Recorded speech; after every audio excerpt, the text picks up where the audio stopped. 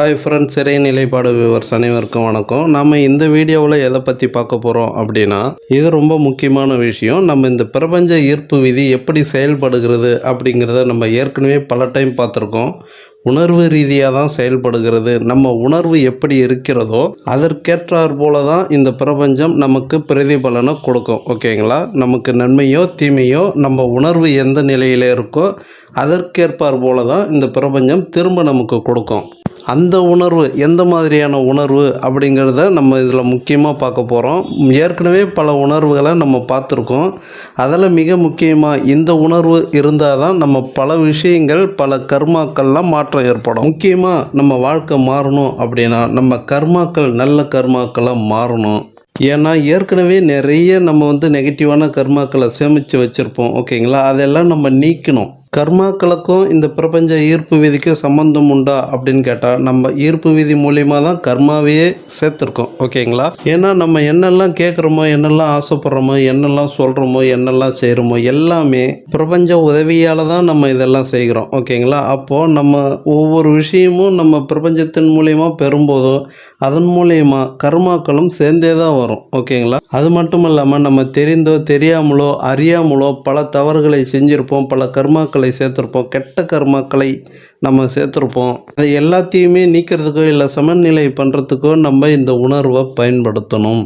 ஏன் இந்த உணர்வு மூலிமா தான் நம்ம பிரபஞ்சத்தை தொடர்பு கொள்ள முடியும் அப்படின்னா, ஏன்னா நம்மளே உணர்வு மூலிமா தான் பிறந்தே இருக்கோம். ஒரு ஆணும் பெண்ணும் பாலின ஈர்ப்பு காம உணர்வு இல்லைன்னா இங்கே ஒரு உயிரே தோற்றுவிக்க முடியாது. ஒரு உயிர் தோன்றுவதே காம உணர்வால் தூண்டப்பட்டு தான் இங்கே உயிரே உருவாகிறது. ஓகேங்களா? அப்போது இந்த உணர்வை பயன்படுத்தி தான் பிரபஞ்சமே உயிர்களை உற்பத்தி பண்ண வழிவகை செய்கிறது. சரி, ஓகே. நம்ம இந்த உணர்வுகளை பயன்படுத்தி பிரபஞ்சத்தோட தொடர்பு கொண்டு பிரபஞ்சத்திடம் நமக்கு தேவையான விஷயங்களை கேட்டு பெற்றுக்கொண்டு வாழ்வதற்கான ஒரே வழி உணர்வு அப்படிங்கிறத நம்ம புரிஞ்சுக்கிறோம். அந்த உணர்வுகளிலே மிக முக்கியமான உணர்வு நம்ம பல டைம் பார்த்துருப்போம், நன்றி உணர்வு. ஆனால் அதை விட முக்கியமான உணர்வை பற்றி தான் நம்ம இப்போ பார்க்க போகிறோம், மன்னிப்பு உணர்வு.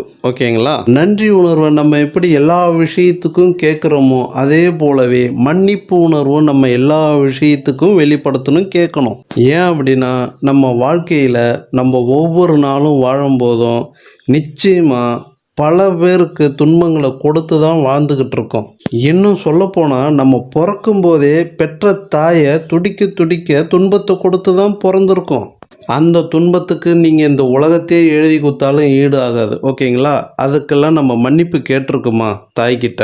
தாயை, என்னை இந்த பூமிக்கு கொண்டு வர்றதுக்காக நீ எவ்வளோ கஷ்டப்பட்டு வலியும் வேதனையும் அனுபவித்து என்னை இந்த பூமிக்கு கொண்டு வந்திருக்க, அந்த வலியும் வேதனையும் கொடுத்ததற்காக என்னை மன்னிச்சிரு அப்படின்னு மனதளவிலாவது நம்ம நினைக்கணும். இதுதான் நம்ம கேட்கக்கூடிய முதல் மன்னிப்பு. ஒவ்வொரு மனிதனுமே இந்த பூமியில் பிறக்கும்போது யாரோ ஒரு தாய்க்கு மிகப்பெரிய ஒரு துன்பத்தையும் வலியும் வேதனையும் கொடுத்து தான் பிறந்திருப்பாங்க. அதற்காக உங்கள் தாயை நினச்சி மனதளவிலாவது மன்னிப்பு கேட்டுடுங்க. ஓகேங்களா? அது மட்டும் இல்லை, அந்த குழந்தை எழுந்திருச்சு நடந்து ஒரு 10 வயசு வரைக்கும், ஒரு விவரம் தெரிகிற வரைக்குமே அதுக்கு எவ்வளவோ ஆபத்துகள் வந்திருக்கும். அந்த குழந்தைக்கு நிச்சயமாக அந்த விவரம் தெரியாத வயசில் பல ஆபத்துகள் அந்த குழந்தைக்கு வந்திருக்கும். அதில் எல்லாத்துலேயும் காப்பாற்றிருப்பாங்க. அப்படி பார்த்துக்கல அப்படின்னா நாம் இப்போ இங்கே இருந்திருக்க மாட்டோம். சில பேர் கேட்பாங்க, அது அவங்களுடைய கடமை தானே, பெத்த கடமை தானே, இதில் என்ன பெரிய விஷயம் இருக்குது, எல்லாரும் செய்யக்கூடிய விஷயம் தானே அப்படின்னு கேட்பாங்க.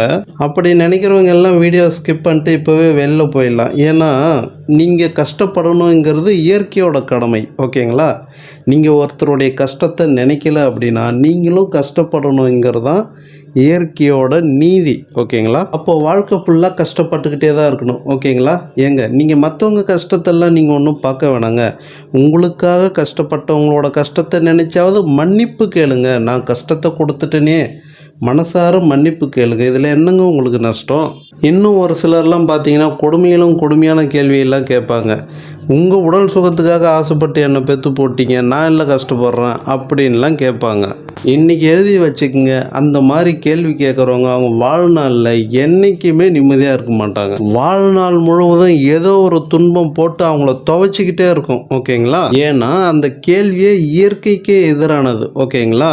உதாரணத்துக்கு இந்த உலகத்தில் ஒரே ஒரு ஆணும் ஒரே ஒரு பெண்ணும் தான் இருக்காங்க. அவங்களுக்குள்ள எந்த ஆசையும் காதலும் விருப்பமும் இல்லை. அப்படியே வாழ்ந்து 2 பேரும் செத்து போயிட்டாங்க, எந்த ஒரு குழந்தையும் பெற்றெடுக்கல அப்படின்னா இந்த உலகத்தில் மனித குலம்னு ஒன்று இருக்குமா? அப்போது இந்த காமம் என்ற உணர்வு ஒன்றும் தப்பான உணர்வுலாம் கிடையாது. ஓகேங்களா? இந்த உலகத்தில் 84 லட்சம் யோனி பேதங்கள் இருக்குது. அத்தனை உயிர்களுக்கும் அந்த உணர்வு இருக்கிறது. அந்த உணர்வு இல்லை அப்படின்னா இங்கே இனப்பெருக்கமே இல்லை. அதனால் தயவுசெய்து பெற்றோர்களை கேள்வி கேட்குறத விட்டுட்டு மனதார அவங்கக்கிட்ட அவங்க செஞ்ச தியாகத்துக்கு மன்னிப்பு கேளுங்க. இதை நீங்கள் நேரடியாக தான் போய் கேட்கணும்லாம் அவசியம் இல்லைங்க. உங்கள் மனசில் ஒரு மன்னிப்பு கேட்குறீங்க, இல்லை அவங்கள பார்க்கும்போது ஒரு மன்னிப்பாகவே பார்க்குறீங்க அப்படின்னா உங்கள் உணர்வு நிலை வேறு லெவலில் இருக்கும். தாய் மூலியமாக ஏற்பட்ட அனைத்து கர்மாக்களும் இந்த பிரபஞ்சம் தூளாக்கிடும். ஓகேங்களா? தாய் மூலமாக ஏற்பட்ட கர்மா அப்படின்னே தாய் தான் அந்த கர்மாவை சுமத்திட்டாங்களோ நினைக்காதீங்க. ஓகேங்களா? இந்த பிரபஞ்சம் கண்காணித்து கொண்டே இருக்கிறது. ஓகேங்களா? நீங்கள் யாரை கஷ்டப்படுத்துறீங்க, யாருக்கு துன்பத்தை தரீங்க, யார் வாழ்க்கையை கெடுக்கிறீங்க, யாரை போட்டு கொடுக்குறீங்க, யார் மேலே பொறாமைப்படுறீங்க, யாரை என்னென்ன நினைக்கிறீங்க அப்படிங்கிறது எல்லாமே இந்த பிரபஞ்சத்துக்கு தெரியும். ஓகேங்களா? அதற்கான பலன் உங்களுக்கு என்ன தரணும் அப்படிங்கிறத தான் நமக்கு கொடுத்துக்கிட்டு இருக்கு. அதுக்கு தான் நம்ம படுற கஷ்டங்கள் அனைத்துக்கும் காரணம்.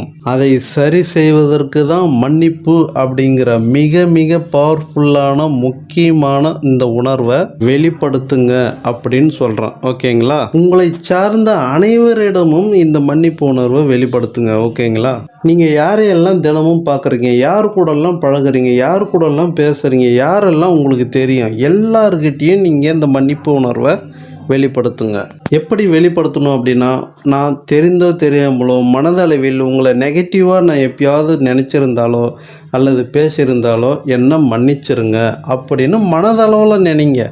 அவங்கள பார்க்கும்போதே நினச்சிங்கன்னாவே உங்களுக்கு ஆட்டோமேட்டிக்காக அவங்க மேலே எவ்வளோ நெகட்டிவ் எண்ணங்கள் நீங்கள் வச்சுருந்தீங்க அப்படிங்கிறதெல்லாம் தெளிவாக உங்களுக்கு தெரியும். குடும்பத்தில் கணவன் மனைவி மேலே, மனைவி கணவன் மேலே இந்த மன்னிப்பு உணர்வை வெளிப்படுத்துங்க.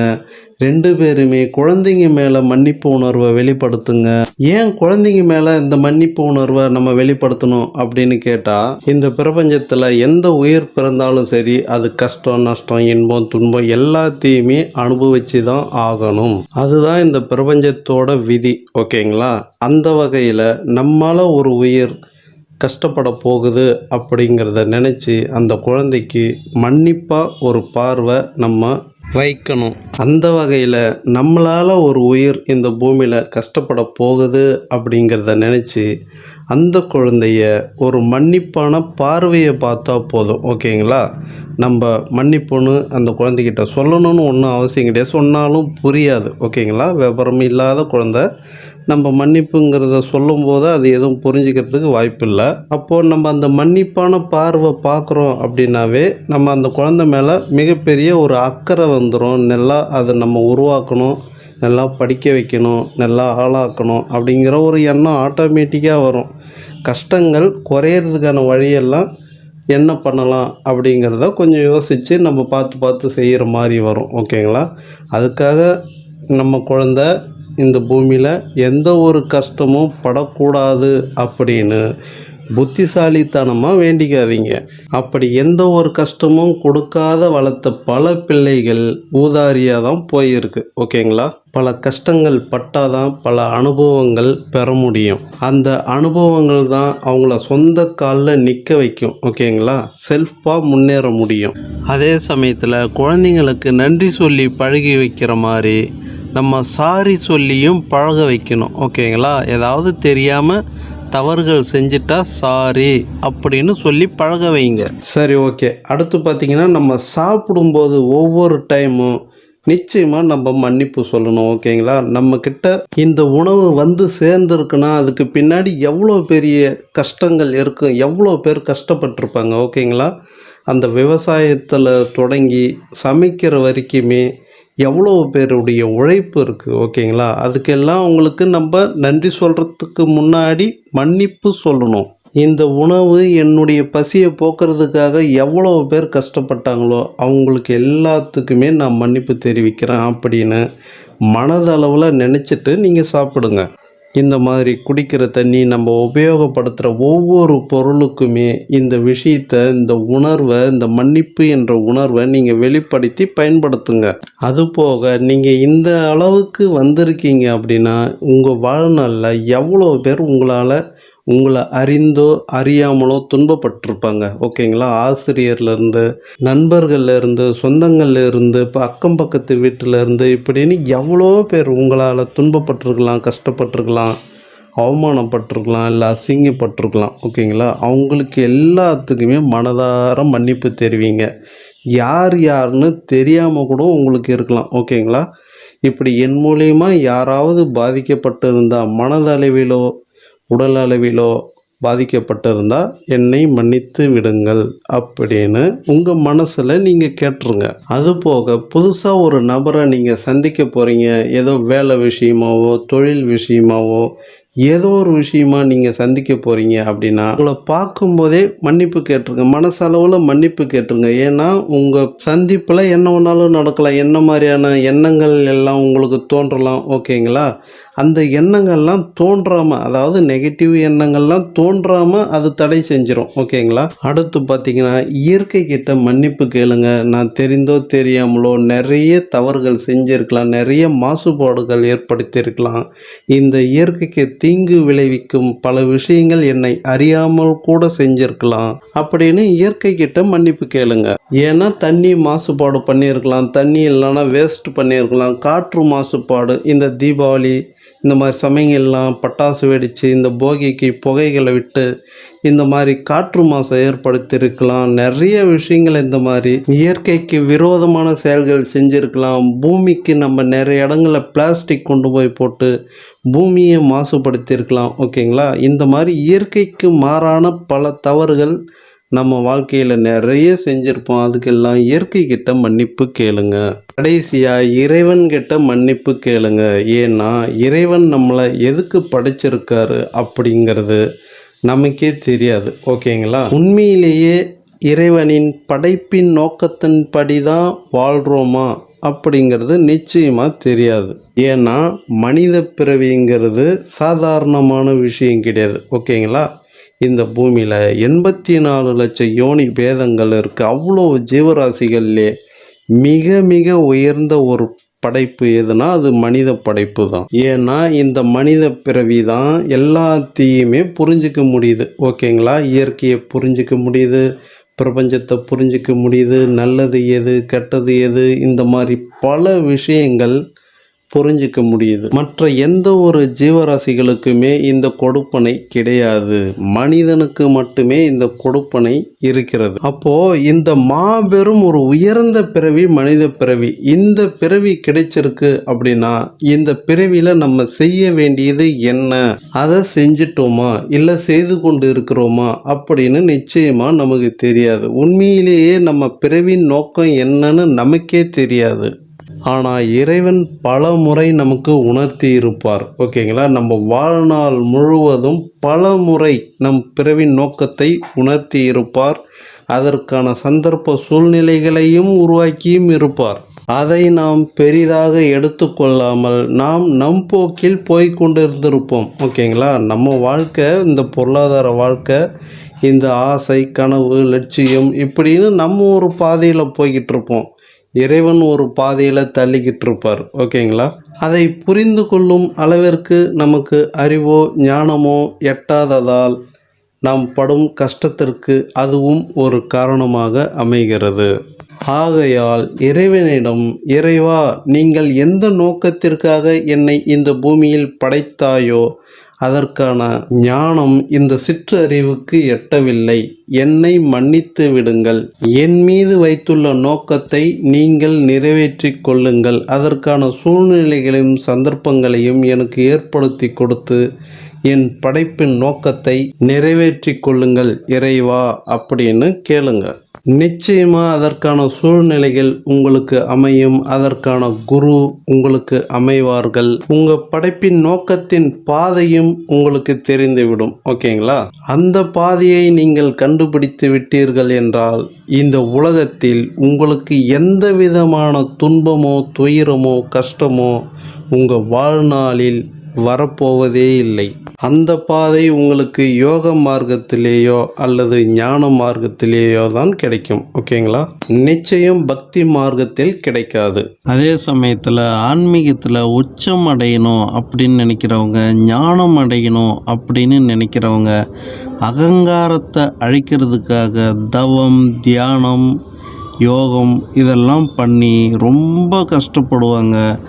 அவங்கெல்லாம் கூட இந்த உலகத்தில் இருக்கிற எல்லா உயிர்களையும் எல்லா விஷயத்தையுமே ஒரு மன்னிப்பு உணர்வான பார்வையில் பார்த்தாங்க அப்படின்னா அவங்களுக்கு அந்த அகங்காரம் அப்படிங்கிறது சுத்தமாக இருக்காது. ஓகேங்களா?